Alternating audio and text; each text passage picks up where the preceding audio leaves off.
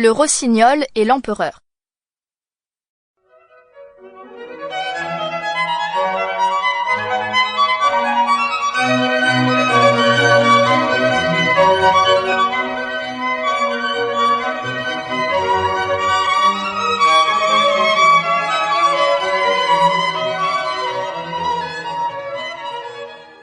En Chine, vous le savez déjà, l'empereur est un Chinois et tous ses sujets sont des Chinois.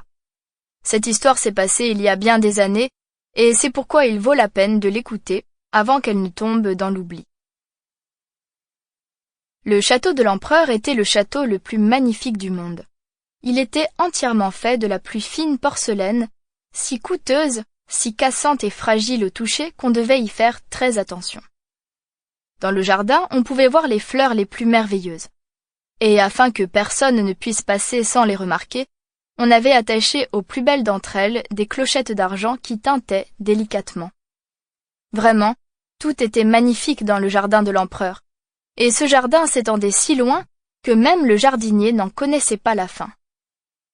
En marchant toujours plus loin, on arrivait à une merveilleuse forêt où il y avait de grands arbres et des lacs profonds. Et cette forêt s'étendait elle-même jusqu'à la mer, bleue et profonde. De gros navires pouvaient voguer jusque sous les branches où vivait un rossignol. Il chantait si divinement que même le pauvre pêcheur, qui avait tant d'autres choses à faire, ne pouvait s'empêcher de s'arrêter et de l'écouter lorsqu'il sortait la nuit pour retirer ses filets. « Mon Dieu, comme c'est beau !» disait-il. Mais comme il devait s'occuper de ses filets, il oubliait l'oiseau.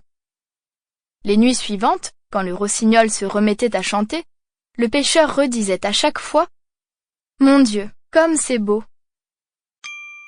Sample complete. Ready to continue?